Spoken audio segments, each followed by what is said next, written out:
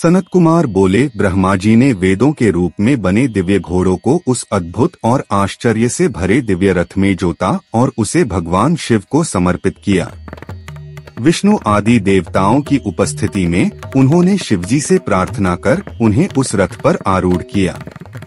तब सभी दिव्य उपकरणों से सुसज्जित उस रथ पर देवताओं के देव महादेव शंभु विराजमान हुए। उस समय सभी ऋषि, देवता, गंधर्व, नाग, ब्रह्मा, विष्णु और लोकपाल उनकी स्तुति करने लगे। वरदान देने वाले भगवान शिव अप्सराओं के मधुर गीतों से घिरे हुए और सारथी ब्रह्मा की ओर दृष्टि करते हुए अत्यंत तेजस्वी लगने लगे। जैसे ही सदाशिव उस रथ पर चढ़े, वेदस्वरूप घोड़े भूमि पर सिर झुकाकर गिर पड़े, जिससे पृथ्वी और पर्वत डोलने लगे। यहाँ तक कि शेषनाग भी उस भार को सहन न कर सके और कांप उठे। तब शेषनाग ने वृषभ, नंदी का रूप धारण कर थोड़ी देर के लिए रथ को संभाला, लेकिन शिव के अपार तेज को सह न पाने के कारण वे भी भूमि पर घुटनों के बल गिर पड़े। तब ब्रह्मा जी ने हाथों में लगाम पकड़कर शिवजी की आज्ञा से घोड़ों को उठाया और रथ को पुनः स्थिर किया।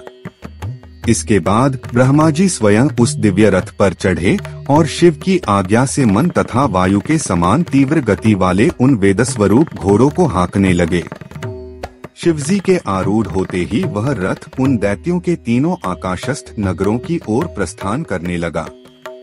तब भगवान रुद्र ने देवताओं की ओर देखकर कहा, हे देवगणों, यदि तुम मुझे प्राणियों का अधिपति बना दो तो मैं असुरों का संहार कर सकता हूँ।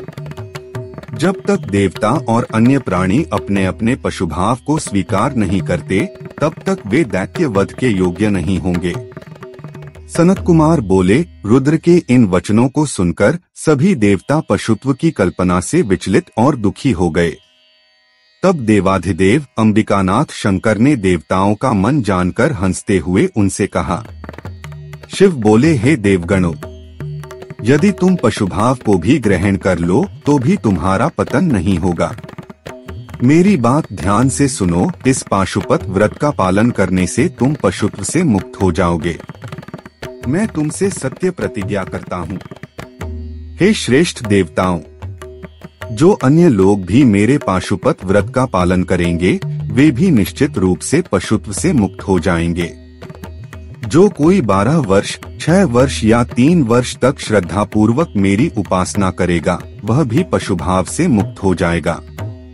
इसलिए हे देवगण, यदि आप इस श्रेष्ठ और दिव्य व्रत का आचरण करेंगे तो निश्चित रूप से पशुत्व से छुटकारा पा लेंगे, इसमें कोई संदेह नहीं है। सनत कुमार बोले, जब ब्रह्मा, विष्णु आदि देवताओं ने महेश्वर के इन वचनों को सुना तो उन्होंने कहा, ऐसा ही होगा। इस प्रकार हे व्यास जी, देवता और असुर दोनों ही उस प्रभु के पशु हैं, और जो उन सबको बंधन पाश से मुक्त करते हैं, वही भगवान रुद्र पशुपति कहलाते हैं। उसी समय से महेश्वर का यह कल्याणकारी पशुपति नाम सभी लोकों में प्रसिद्ध हो गया। इसके बाद सभी देवता और ऋषि अत्यंत प्रसन्न होकर जय जयकार करने लगे। स्वयं ब्रह्मा, विष्णु और अन्य देवगण भी हर्ष से भर उठे। उस समय भगवान शिव का जो अद्भुत और दिव्य स्वरूप था, उसका वर्णन सैकड़ों वर्षों तक करने पर भी पूरा नहीं किया जा सकता। इस प्रकार सबका कल्याण करने वाले अखिलेश्वर महेश और देवी महेशानी त्रिपुर के वध के लिए प्रस्थान कर गए।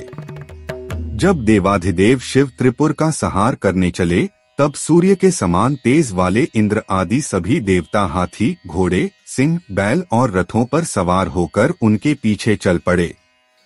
उनके हाथों में हल, शाल, मूसल, पर्वत के समान विशाल भूषुंड और विविध दिव्य अस्त्र शस्त्र थे, और वे सब अत्यंत प्रसन्न मन से आगे बढ़े। उस समय ब्रह्मा, विष्णु, इंद्र आदि देवता अनेक दिव्य आयुधों से सुसज्जित होकर उत्सव मनाते हुए और शिवजी की जय जयकार करते हुए महेश्वर के आगे आगे चल रहे थे। उस समय हाथ में दंड धारण किए हुए और जटाजूट धारण करने वाले सभी मुनि अत्यंत प्रसन्न हो गए तथा आकाश में विचरण करने वाले सिद्ध और चारण पुष्पों की वर्षा करने लगे। हे ब्राह्मण श्रेष्ठ, जो सभी गणेश्वर तीनों पुरों की ओर प्रस्थान कर रहे थे, उनकी संख्या कौन गिन सकता है। फिर भी मैं उनमें से कुछ का उल्लेख कर रहा हूँ।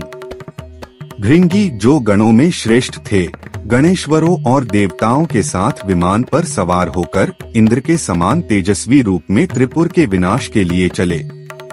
उनके साथ केश, विगतवास, महाकेश, महाज्वर, सोमवल्ली, सवर्ण, सोमप, सनक, सोमधृक, सूर्यवर्चा, सूर्यप्रेषण, सूर्याक्ष, सूर्य, सुर, सुंदर, प्रस्कंद, कुंदर, चंड, कंपन, अतिकंपन, इंद्र, इंद्रजव, हिमकर, यंता, शताक्ष, पंचाक्ष, सहस्राक्ष, महोदर, सतीजु, शतास्य, रंक, कर्पूरपूतन, द्विशिख, त्रिशिख, अहंकार कारक, अजवक्त्र, अष्टवक्त्र, हयवक्त्र और अर्धवक्त्र आदि असंख्य वीरगण शिवजी को घेरकर चल रहे थे।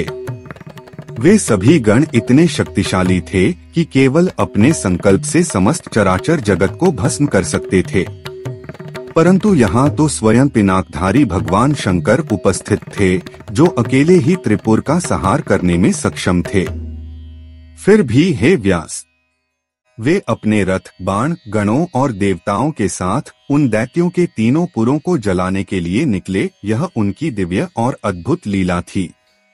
हे ऋषिश्रेष्ठ, इसका कारण मैं अब आपको बताता हूँ।